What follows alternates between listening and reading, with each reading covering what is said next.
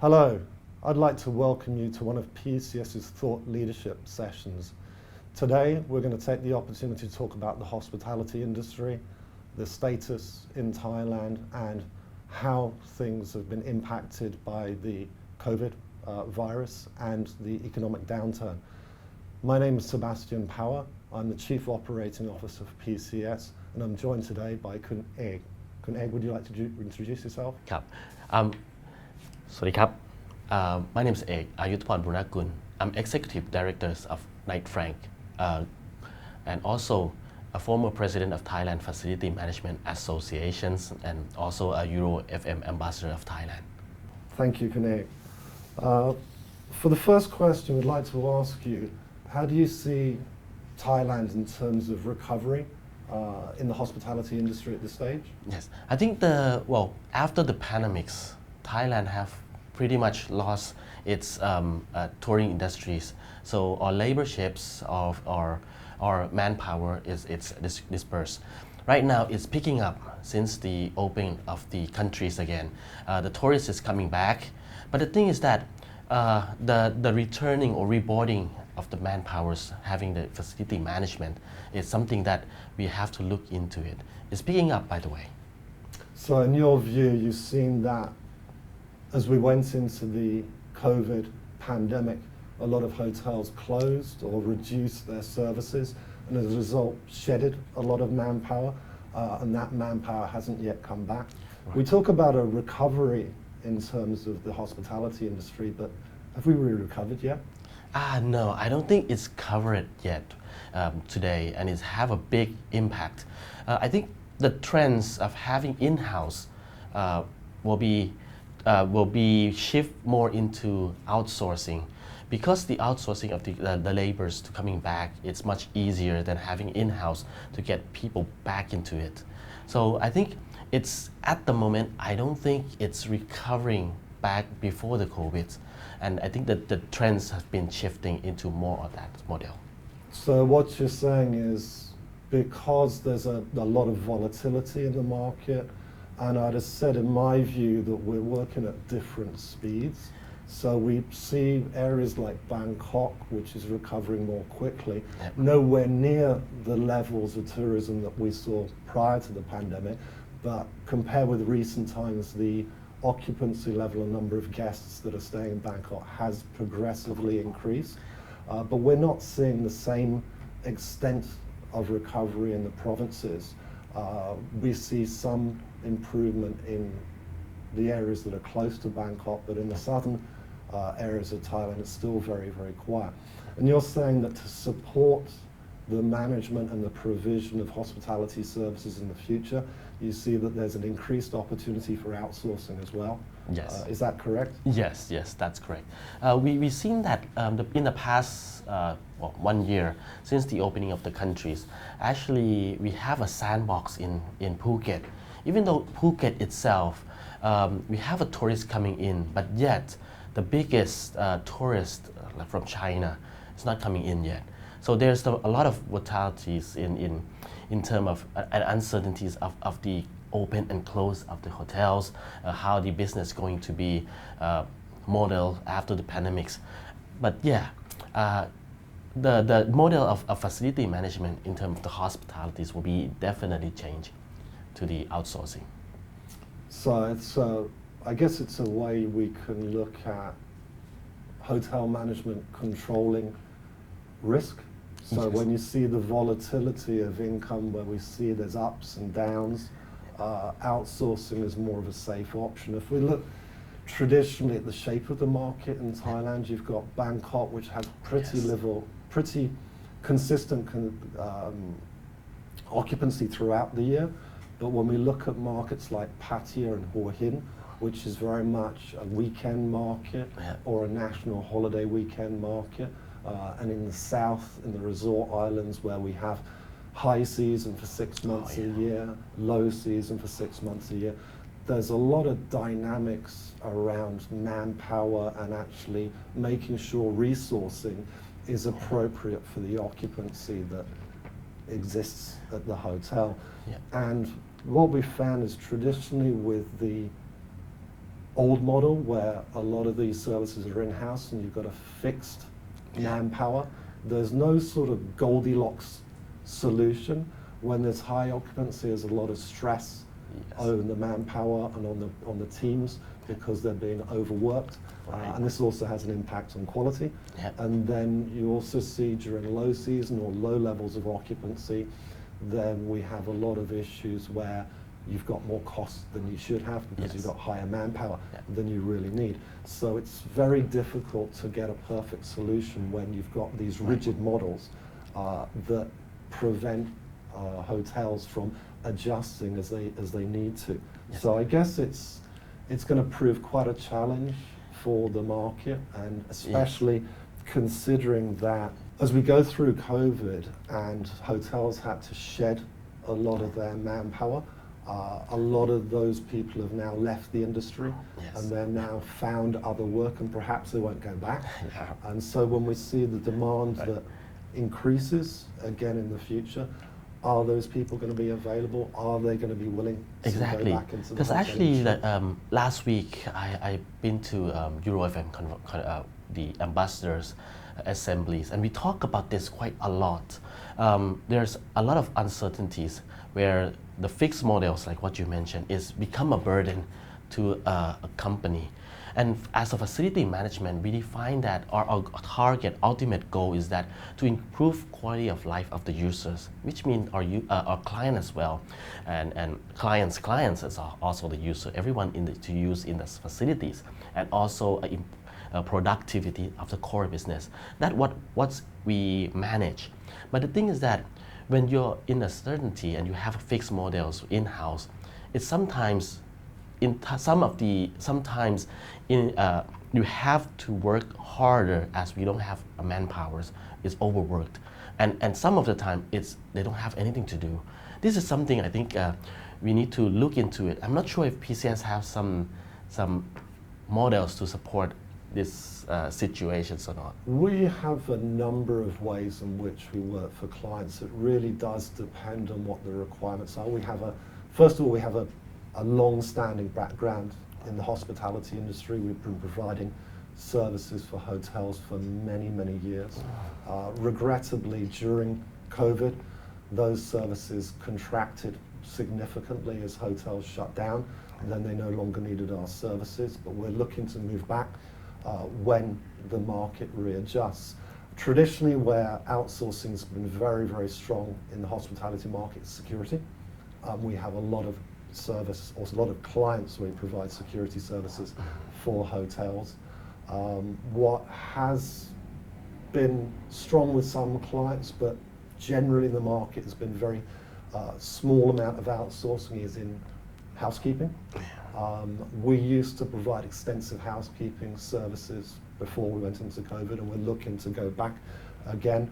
And we had a number of different models. For markets like Bangkok, we used to work on a fixed rate model with a fixed headcount, purely because occupancy in Bangkok was just so consistent and so regular that there weren't much changes from one part of the year to another. But in the resort islands or in places like Pattaya and Hua Hin, we provided a more dynamic model where we'd have a certain element of service charges we fixed fee, and then a certain element would be based on rooms occupied. So we'd charge on a per room basis. So if we clean the room, you're charged. If we don't clean the room, you're not charged. And those charges would vary depending on the occupancy of the hotel. So what it meant was that the hotel revenue and costs were synced, so they went together. So revenue goes up, cost goes up. Revenue goes down, costs go down. And it was the Goldilocks solution, which I said earlier, is something that hotels can't do on their own, because with those increase in charges for high occupancy, we would then add additional manpower to ensure that we have got the capacity to be able to service those number of increased rooms. So what that meant is you've got an alignment between the resources we're providing and the resources required to service the occupancy level at the time. So actually they have a flexible models to Very use. flexible, Flexible. very flexible. Wow, that's- and so that was something that's really attractive to hotels, and the added benefit with that is not only will we be able to control costs so that they run in sync with revenue, we could also control quality effectively as well, because you wouldn't have a situation where we've got a fixed number of headcount that have got to do exponentially more rooms. Yes. You get more rooms to service, you get more headcount to service, so it lines up. And so it means that the attrition rate or the resignation rate with our team doesn't go up as the occupancy goes up, because you don't get any significant increase in pressure or workload. Right. So that's helped quite or very, very much on the manpower itself. When we said that before the pandemics, we used to have like in-house and everybody's have their own fixed job and duties to do. Because of the uncertainty as well, like from the COVID as well, and right now it's about price war, about the oil and gas situations. I think in the next 3 years, it will be uncertainty like this for the tourist business. Do you think that in terms of facility management, we look into the facilities side and also the people side. And do you think the trends in hospitalities, in hotels and resorts, in the next 3 years will be something that you will be looking, what type of models will be the best choice for the... I think for us it really depends on the requirements of the client. But I think the flexible solution is very attractive. Yeah, I agree. Especially in markets where you have fluctuating levels of occupancy, so it's providing the service that meets the demand, not in excess or not under. I think an area which we would like to go into more, and it's going to be involved in more technology, is actually start providing engineering services that are based on occupancy as well. We do provide engineering services to hotels as it is now, but the engineering service is based on two key elements. One is a service element, so something's broken, you go and fix it, and the other element is the preventative maintenance, especially on water treatment systems, on air conditioning being the key. But as we are now, air conditioning preventative maintenance is run on a rote basis, so you provide the preventative maintenance services probably 2 to 3 times a year, depending on the hotel's requirements. But if we can start linking the maintenance to occupancy, where we see the number of hours that an air conditioner has been used and then service based on that, then we can create a model which is more flexible and similar to the housekeeping model, where we're actually delivering engineering services based on occupancy as well. What will that result in? Well, it will save costs because you don't have over maintenance on equipment and assets that are not fully utilized. You're just providing maintenance according to utilization, and so that saves costs both in manpower and in parts and in consumables as well. So this is the next thing that we're looking to get into. Beyond that, as Kuneg was saying earlier, as we expect the trend in outsourcing services within hotels to continue over the next several years, then we expect the market to expand, and for companies such as ourselves to get more opportunities to deliver services directly through to hotels. So exciting times.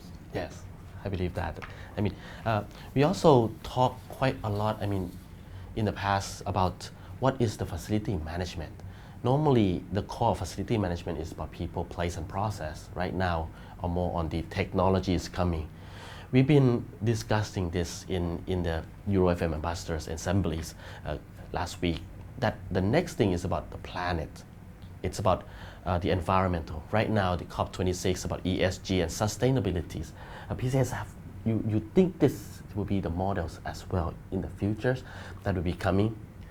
I think so. Sustainability is very important to a wide range of businesses, and if we look at the current situation over the cost of electricity, the the cost of fuel at the moment, energy is going to be a really big focus. It was a focus before now, but now that the costs of electricity, the costs of energy have rapidly increased, this is an ongoing trend, and I think it will accelerate over time. How do you feel that things will develop? Yes, I think it will be developing in that way, because from last year, before the COVID, and then from last year when all the leaders of the world signing their agreements on the COP26, I see a lot of changes. Some of the companies, especially like international companies, are targeting to be net zero by 2030. So in terms of space, in terms of people, in terms of energy consumptions, this is also a very, very big thing. We see quite a lot of trends going on in the past 6 months, especially in Thailand. Not just only energy conservations, but technologies that related to sustainability are also adopted by many companies. As we've seen a price of the technologies it's lower, like EV vehicles. It's coming, more and more into our roads. We see a lot of technologies that help to support, decrease the amount of power usage in the buildings in our facilities as well. So I think this will be the next 3 or 5 years that industrial, so facility management industrial like us will have to look into it very, very carefully. And do you think that, particularly in Thailand, that companies are ready to make that investment? Not as fast as in Europe, but I think we are progressing it. A lot of commercial are moving that way. We see a lot of new buildings that going toward that already. We see commercial buildings that have LEED certified sustainable green building, and of course, in the hotel side, well, having this LEED certified buildings will be putting in the hotels as well. And you think this is one of the areas where hotels and hospitality will need to adjust moving forward in the future? Yes, indeed. Fantastic. And do you have any advice and recommendations on how hotels should more effectively manage their business moving forwards as we start to progress outside the pandemic? Yeah. I think it's like what you said, Kun Sebastian. The models, the business models of the hospitalities like hotels and resorts have to be very flexible due to the uncertainty of the business, volatilities. Also, the amount of people going in and out of the countries, like tourists, businessmen, are not getting back to the same levels as before. So, in this situations in the next 3 to 5 years, we can't use the fixed models to support that anymore. We have to be very, very flexible. We have to be putting like as by demand on and off. This will help the business, especially like hotels and resorts, to be to survive more and gain their business healthy more. Indeed. And I think it was also a case of being flexible and adjusting to new markets as well. Currently, we see a lot of inbound tourism from India, which hasn't seen so much of that in the past. One of our big sources of tourism in the past prior to COVID has been China. And that opportunity has been locked off since COVID, and we don't know when that's going to come back again. So it's very much looking at new markets as well and adjusting to circumstances. We'll have to see moving forwards in the last quarter of the year, when traditionally we come into high seasons, and it's a big number of visitors from Northern Europe, Western Europe. We'll have to see whether that emerges again as it has done in the past, given the dynamic that we have occurring in Europe at the moment. So there's a number of really big variables at the moment. So when I look at things, hotels need to look at their internal structure and the way they're managing their business. as efficiently and as cost effectively as possible, look for new models as we talk about outsourcing. And they also have to look at the market as well, because there's a number of different variables going on, from what we say post-COVID, but we're not really done yet. Fuel prices that are a lot higher, cost of living, which is a lot higher as well, and the different markets that are being attracted to Thailand. So I think Thailand, compared with a lot of other markets, is still in a very strong position and still very much in people's hearts. And there's a lot of people that would like to come back to visit Thailand. It's just the when that's going to happen, what group, and how we're going to attract these groups back into the market. I agree. Interesting times. Yes, I very much agree on that. Okay. Looking for a good timing to get to have the tourists back, and the business of the hotels and resorts will be getting back as normal. Hopefully we'll start to see signs of that in the fourth quarter of this year, which starts tomorrow. So hopefully we'll see signs of that, but I don't expect anything to be big changes. It's likely to be incremental, but hopefully we progressively to move towards bigger tourist numbers. We'll just have to see where that ends. Yeah.